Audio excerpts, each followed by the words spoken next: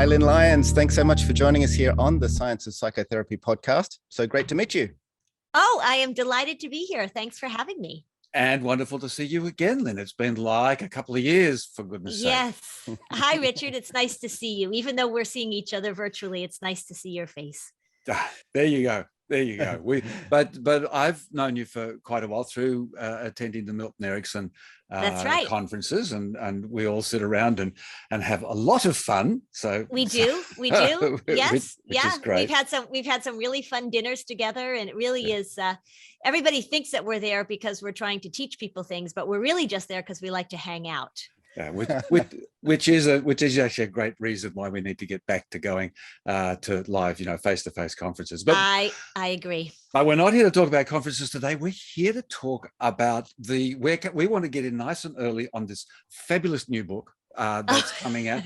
Now, I know it's not till October, but you really got to start going. We know this with our book. We started several months before, and I know you're keen. So this new book, The Anxiety Audit, and the subtitle, 7 Sneaky Ways Anxiety Takes Hold and How to Escape Them.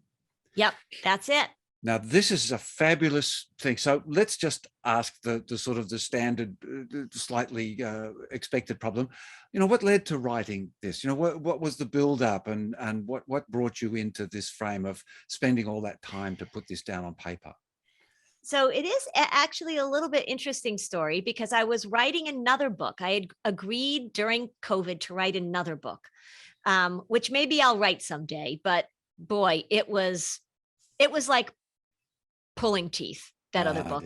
And there was a lot going on. I thought I wasn't going to be so busy during COVID. So I thought, oh, what a great time to read a book. And my publisher had been sort of asking me repeatedly, do you want to write another book? Do you write another book? So I said, sure, I'll write another book. And then I started writing it. Oh God, it was agony. So I'm in agony. And then so the podcast that I have, Flusterclux, which I actually do with my sister-in-law, Robin. So Robin and I do our podcast together. She's married to my brother. We love each other. And we did this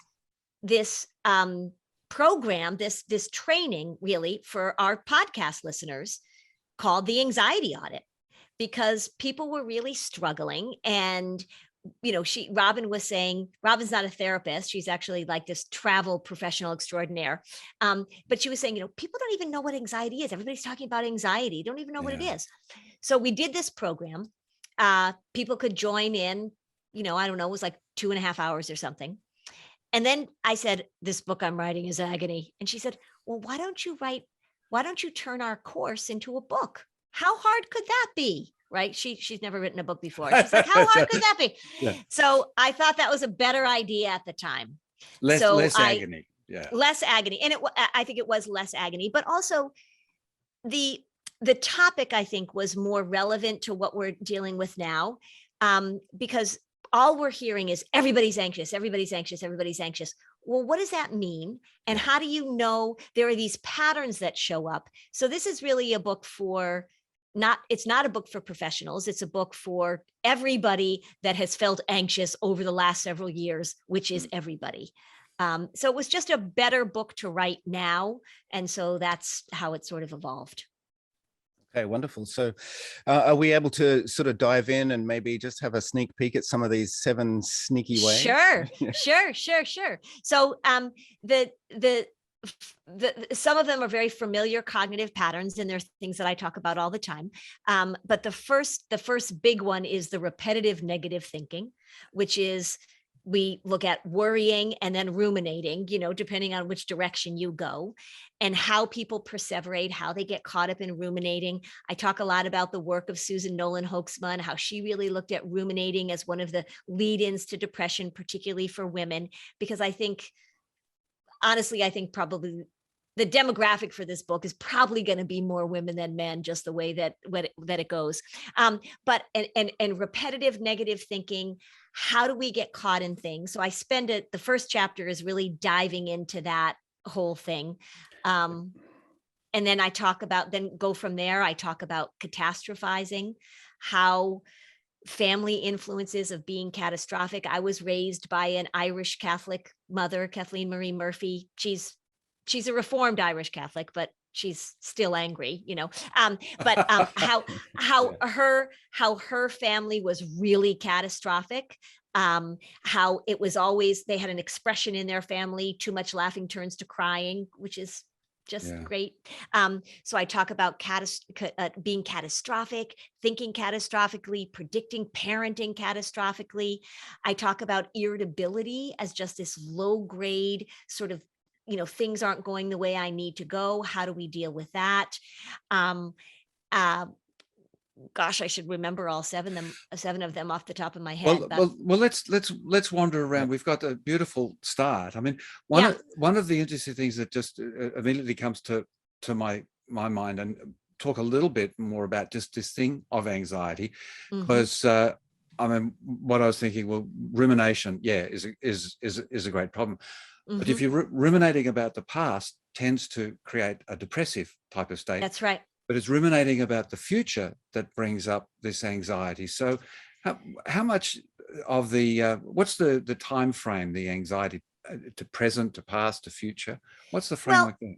Yeah, and that's kind of in general, people say, well, if you're worrying, that sort of has a future goal to it, right? You're anticipating, and people talk about anxiety is really about anticipation about what's going to come, and ruminating is really about what happened in the past. But the interesting thing about that is, for people who are socially anxious, they spend a lot of time going in either direction, because they ruminate a lot about what they said.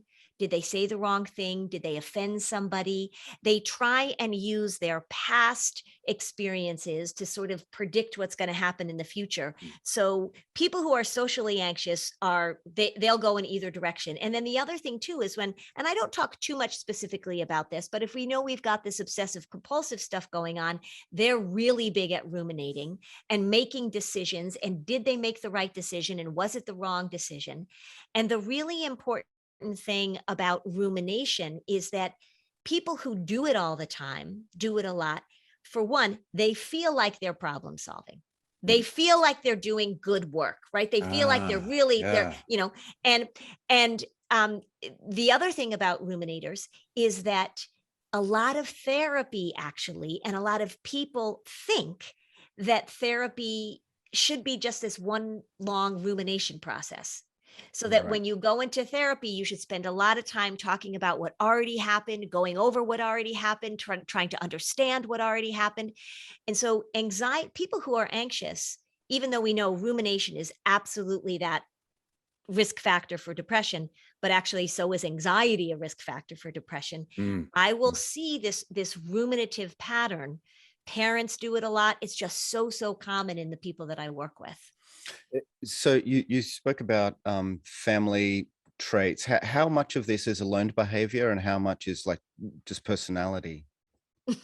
Well, it depends on who you ask, and it's always sort of the nature nurture thing with anxiety. We can't really tease it out very well, because we know that certain temperaments, there's a behaviorally inhibited temperament, people who tend to be more shy or more sensitive, people who have really high sensory or low sensory tolerance, like all those people, that's a predictor of anxiety too. We even see that in babies, we see it in toddlers.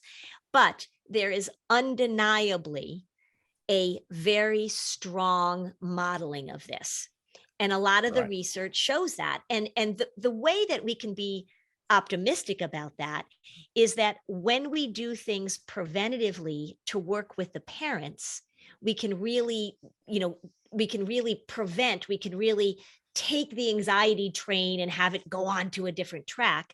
If you don't do anything about it and you leave it alone, the likelihood of an anxious parent creating an anxious child is about 6 to 7 times greater than if you have a non-anxious parent.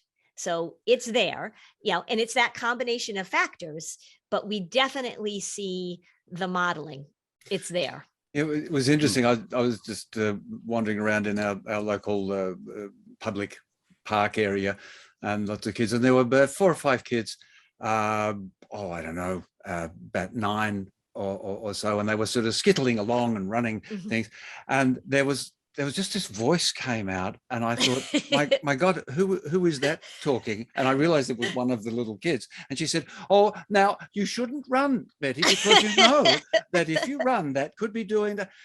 And I thought, wow, we're just at this point, we're just in preventative, but we're moving quickly to something that could be a lot more. Well, But she obviously learned that behavior.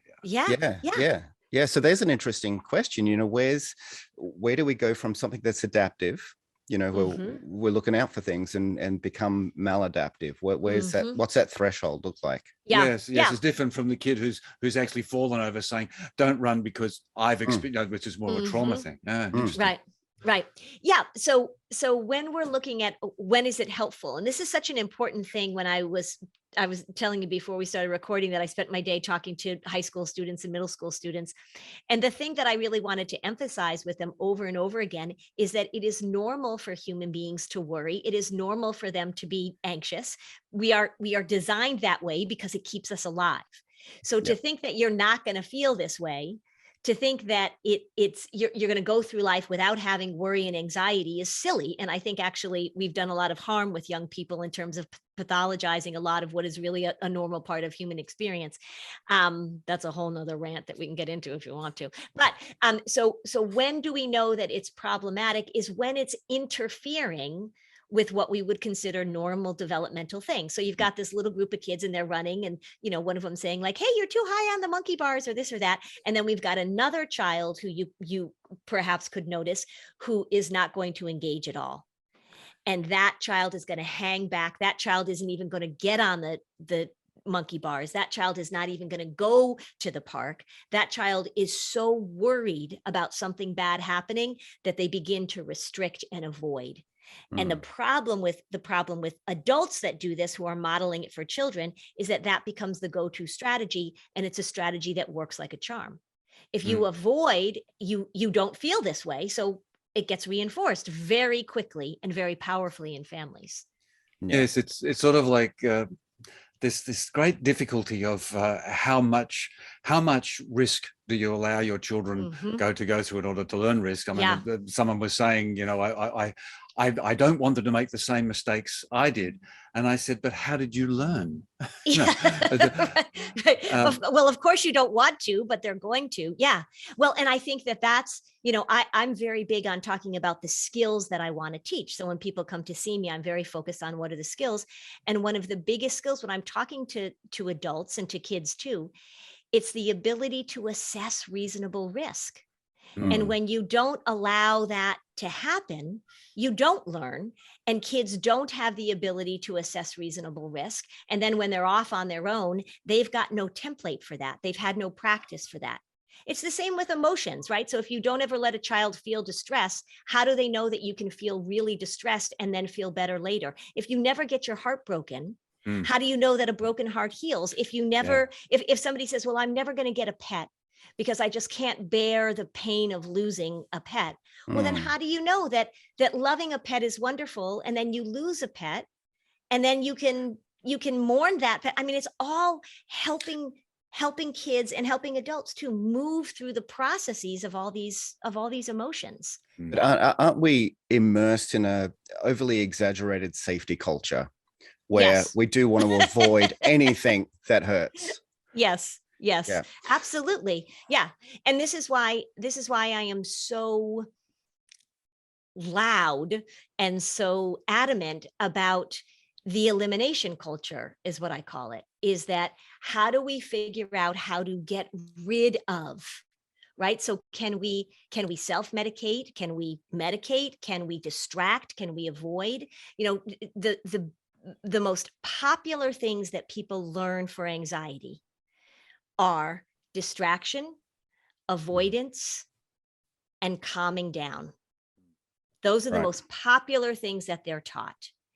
And all, and all of those have their place, of course. I mean, I hate rats, so I'm happy to avoid rats. I have no intention of getting over my fear of rats. Distraction has its place. You've all had experiences where you've been thinking about something, you go, oh God, I just gotta watch some trashy show on TV, or I've just got to have some fun, right? We distract ourselves. we've all certainly found that, when you're about to lose your mind, like stopping and taking some breaths and getting your feet back under you and regulating your nervous system, all of those things are so valuable. But for me, what I see being taught to people over and over again is that the goal of doing those things isn't to sort of rejigger and take a break, it's to get rid of. And when people say to me, well, I tried that and it didn't work, what they're saying to me is that I was under the impression that if I did this breathing, or if I use this distraction, that I wouldn't feel anxious anymore, that my worry wouldn't come back. And that's the myth that we really have to work very hard with people to let them know this is a part of being a human being. Yeah. And we're always adjusting. I mean, it's interesting when you look at the two futuristic books that come to the top of the mind. 1984, of course, where we're controlled by reframing everything in such a way that you behave, although they used fear as a way of control.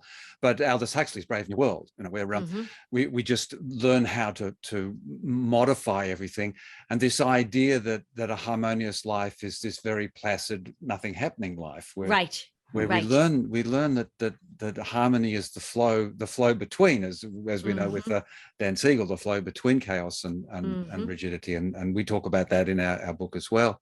Yeah. And the confidence to flow, because that brings me to this thing of social competition, and I quite often bang the drum of an experiment in England called the Peckham Experiment, which was a sort of an educational social experiment, and they just let people self-regulate within a contained environment. And over the 10 or 12, 15 years of the experiment, they didn't have any serious accidents, and they had no bullying because they didn't have this. There wasn't a prize for being better or worse. So this becomes a huge part of anxiety with kids, isn't it? The comparison thing. Yeah. And so social comparison, right? We know that when you compare, you tend to compare up, you compare the other person up and you compare you down. One of the things that's interesting, because I've been looking at a lot of the research that's coming out now after the pandemic, and it's interesting that there's research that was done, there's data that was taken in October of 2020, and then there's data that was taken in November of 21, and then there's data that's now taken in January of 2022, and we can see it sort of evolving. And one of the things at the beginning of the pandemic, young people, particularly in high achieving environments, were really expressing relief that they were getting more sleep, they were using social media less than they anticipated, and they were spending more time with family. That was at the beginning, because they were feeling relief that they were off of this rat race that a lot of young people are in. Then as it wore on, then the loneliness and the isolation took hold. So we saw a real uptick. They were feeling very distressed about their futures, not able to make plans for their future, what was going to happen when they graduated high school, when they graduated college, how were they going to buy a house, all that kind of stuff. And now actually a big chunk of data that just came out that said that kids between the ages of 13 and 17 are really talking, the majority of them, the large majority of them are talking about their adaptability and their optimism. So we see this move of sort of like, oh, thank God. And I can sort of relate to this, right? So at the beginning of the pandemic, when my whole schedule went, to nothing, I was like, awesome, right? I mean, write a book. Right. I'll write a book. But the week before the 2 weeks before the shutdown, I was in 9 different airports. I was exhausted. And then all of a sudden I had to stay home. I was like, oh, this is pretty sweet. But then God, month 9, month 10, you're thinking, what's going to happen next? How am I ever going to get back on the road? What's going to happen with my practice? And then now we're sort of moving out of it. And I feel pretty optimistic. And in fact, in front of all these students today, I said, I want to congratulate you on the 2-year social experiment of you guys being adaptable. And it's just, we see the flow of it. And I think that what we really have to pay attention to, and I hope that the book sort of normalizes. I mean, that's what I really wanted to do. I didn't want to talk about I didn't want to talk about diagnoses and pathologizing, that this is a human experience. But I really want to talk to kids, to young people, and to adults too, about how normal all of these ups and downs are. The pandemic wasn't normal. That wasn't a normal experience, but that can we talk to people about the absolute inevitability of things going poorly, of things not going the way you planned it, because that's what anxious people try and do, right? They try and plan everything out to the minute. And how do you manage that? How do you tolerate the unexpected? And we've just had 2 years of tolerating all sorts of stuff that we didn't know we were going to have to tolerate. Yeah. And there's like you said, the anxious person planning, they're planning to avoid things. And so there's this interesting dynamic of approach and avoid. And we know that from our neuroscience that the approach orientation develops a particular flow, neural architecture, which is a lot more healthy than the avoidance. And so do you conceptualize things in this sort of approach avoid way? And we're always trying to encourage people to be more approach orientated toward life? Yeah. And I think the way that I talk about it a lot, and this is something too that so Reed Wilson, my pal, who I wrote 2 of my books with, he talks about this in just a wonderfully eloquent way. But I really, exposure, right? We know exposure therapy, you step in. Yep. And I think the goal, and this is, I learned a tremendous amount from writing and working with Reed, and but stepping into things, how do we drop the resistance? How do we get on offense, right? How do we step in? So we can do exposure therapy, but we can do exposure therapy where somebody's got a boot in your back and they're pushing you into something.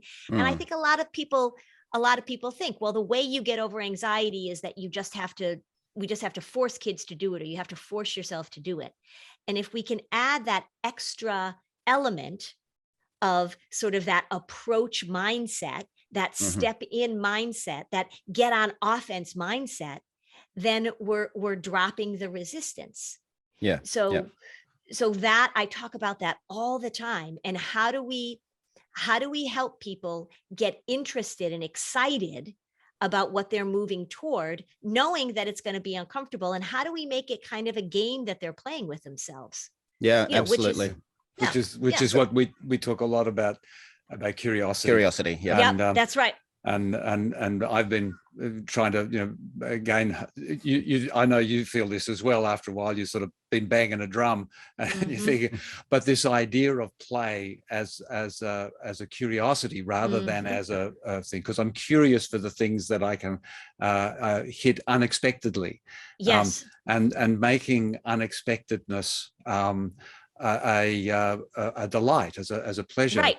Because we know that predictability and expectation and certainty have become almost sort of weights around our neck. And so the kids, when you're talking to them, this idea now, this optimism, like, is there a freeing that you're seeing amongst kids away from I have to live up to things? It's almost like now, well done, you're still here. I'm not sure. What are you seeing? Yeah. Well, I think one of the things I'm seeing is that a lot of kids here, at least, I don't know how it is in Australia, but certainly here, there is a very prescribed path that they're supposed to take. So you're supposed to go to high school. A lot of, I've had a lot of 7th and 8th graders say to me, oh, I don't know what I'm going to major in college. Or even a lot of freshmen in high school talking about college, this idea that you have to know what you're going to do. You have to have a plan. There was a lot of talking, there still is, about the use of even middle school and high school as resume building, to then get into a good college so that you can build your resume so that you can get a good job. And I think that what I'm hoping the pandemic, this crazy upheaval did for a lot of kids, is showed them that even when things don't go in this very sequential, expected, routine way, it actually opened the door for a lot of different possibilities. And I don't know exactly how it's all going to play out. I don't know what it's going to look like for these kids in 2 or 3 years. The college admissions process was crazy this year because we had so many kids defer, enormously stressful. I had somebody get in touch with me. They wanted their daughter. They told me their daughter was putting together this project to help kids deal with the stress of the college admissions process. And it was going to be her school project. And would I be involved in it? And I sort of knew the mom was kind of running the whole thing. And I thought as she was talking to me about it, that we were talking about like a 16-year-old. It was a 12-year-old. Wow. A 12-year-old. So I don't know. I mean, I'm not saying that the upheaval and all of this unexpected stuff and this ability to sort of get, have more flexibility in life. I'm not saying that the pandemic, yay, the pandemic made us all more flexible and adaptable. Because I think there's two sides of the coin, but I'm hoping that's the drum I've been banging for a long time. Yeah. Because there's been interesting things. Sorry, Matt, you go. Yeah, all right. I was just going to say, we were talking to someone the other day who runs a, I'm just trying to think of the name, Uri Rosso. Oh, yeah. What's his thing called? Well, his resilience, his program to build resilience. Yes, yeah. That's right. Yeah. Yeah. So in talking to Uri Rosso about resilience, he was saying that 70% of people who think that, they've got up to a 70%, resilience on his scale, that when a real crisis happens, they don't actually handle it terribly well. You have to be really up there in the 80% or so in terms of his resilience score. And so what the pandemic has revealed is that we really need to up our game, I guess, as a culture in terms of resilience. So whatever has been happening culturally for maybe generations has really reduced our resilience for a crisis. What I have seen for a good long time, the pandemic didn't start this, is a real unwillingness to step into the unknown, to step into discomfort, to allow people to experience big emotions, right? I mean, it really, so I think resilience comes from stepping into things and knowing you can handle it and handling unexpected things and having adventures and going to different places. But we really have moved away. And I think in parenting a lot of sort of letting the chips fall where they may, so to speak. And it's not all or nothing, because then people will freak out on me and they say, oh, what do you think? We're just let kids raise themselves? We're not even just, no. I don't just show up to the airport and hope there's a flight for me. I do plan, I do prepare. But how do we allow kids to be okay? And when they're having these big emotions, how do we teach them to manage those emotions so that they're not overwhelmed by them, so they're not devastated, so they don't fall apart, right? We have to teach kids that it's okay to feel these big things. That's what I think we've gotten away from. I mean, the stories, I don't know how it is with you guys, but there are 6-year-olds that are being put on Prozac because they're having difficulty managing. And I just think like a 6-year-old, really. Well, and again, that decision of what managing is, this is one of the other problems which I'm writing about again now. This idea of when the outside world becomes the determiner of your capacities. So Steve Porges is starting to talk more about this now, the externalized evaluations and stuff. And this great difficulty that comes in the competitive world. And I was just going to come in before, but it was good what you were saying, Matt. But I've got relatives in Europe, in Italy, and my niece was facing these issues at age 9, 10, 11, 12, which school she went to at that stage. And I remember her year 6, she had a 2-hour oral exam where and in order to do so, it actually played very, very badly in her life. but she would be 50 now. So we're talking, back in the 90s. And then we've got a lot of friends in India, where it actually becomes, complicated, as we do in America with social rules, social privilege and so on and so forth. So there's a massive stuff that this the other thing that COVID did was it kind of struck everybody equally, which had some benefits. It sort of struck people equally, because we know that at least in this country there were very big disparities in terms of what resources you had. So how to manage, the ability to manage. We know that people who were married did better than people who weren't married during COVID. The people who got hit the hardest, mothers with young children, enormously difficult, because they were the ones that were giving up work and giving up income and trying to take care of kids and do school at home. Certainly people who had an income of less than $20,000 a year, which means that they were just living, very close to the poverty line anyway, very, very difficult. And people who were struggling with anxiety and depression going in, who hadn't gotten help and didn't have resources. One of the things that I certainly saw was cracks became chasms. People that had anxiety, or people that had learned about it. I mean, the little kids that I teach, they would say like, "Oh, well, Lynn is talking about this and this and how to handle the COVID," and they would say, "Oh, we already know all that," because they had learned the vocabulary. They were talking about it. But I think it's been an interesting journey into the unexpected, and seeing how people come through the other side. And do they have the resilience to do that? Yes, and how we manage a common foe. Right. How we, that's a very good way to put it. How we manage a common foe. Yeah. Absolutely. Yes. Who was it? Which one of the guys, Tyson, saying, we've just been shown that all our movies show us that when the aliens come, we'll all band together and defeat them. Actually, COVID showed us we probably won't. I know. So there's this, but I don't want to sort of take it out a discouraging line. It's really just this.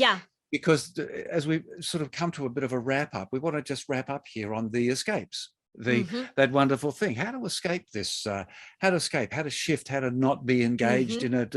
What's the approach you take there, other than the things you've already said, which have so I think one of the things I say over and over and over again is that small adjustments matter, because when you're dealing with this, people get overwhelmed because they say, "Oh, I'm going to have to change so much or do stuff." And really, small adjustments matter. They add up.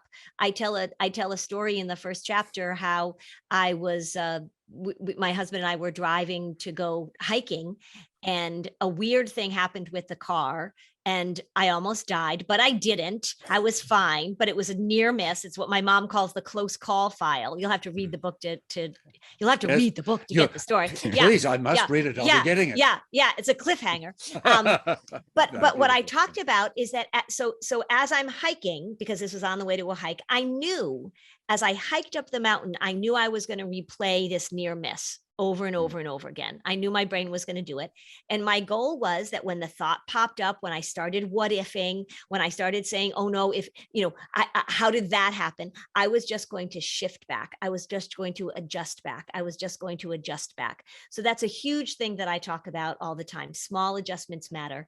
It is, there is a huge emphasis on connection in the book. I start with 3 separate stories, and the 3 words that I really carry through the book are that we need to simplify, demystify, and connect. And so the importance of not doing this alone, the importance of normalizing it, the importance of how do you let people know what you need? Because we tend to suffer in silence. Both depression and anxiety are very internal states of being. So I emphasize that a lot. And I give a lot of just concrete tips of sort of say this, don't say this. And if you're experiencing irritability, here's a conversation to have with your spouse about it. And if you are a ruminator, here are some things that you can do to sort of break out of that pattern. So there's a lot of concrete stuff. Every chapter has a, I talk about the pattern and then I say, okay, what to do about it. But the emphasis is I'm really just trying to simplify this. I feel like we can do a much better job in the mental health profession of just talking in common language instead of using all this psychobabble stuff that people just are like, "Ugh." Yeah. Yep. Okay. That's fabulous. Going through there, and these are the sorts of things that we're trying to do. And that was, as you bringing up with Jamie Drury, this is what we're trying to say. The knowledge base doesn't necessarily have to emerge in your language, in your semantic structure. In fact, that's even the point of the more knowledgeable you are as a practitioner, the more likely you are to be able to say it in an appreciable, engaged sort of interpersonal way. Yeah, Fantastic. and it's about telling stories, isn't it? It's about I use metaphors all the time. I use analogies. I tell stories. And I just think that we need to make all of these conversations as accessible as possible and not cloak it in this language that sort of pushes people away. Yeah. Well, Lynn, I certainly appreciate this simple, clear connection we've had. And thank you. And really appreciate you being here on the Science of Psychotherapy podcast. It was my pleasure. Thank you so much for having me. I really appreciate it. Great to talk to you. See you again before too long, I hope. Yes, I hope so too.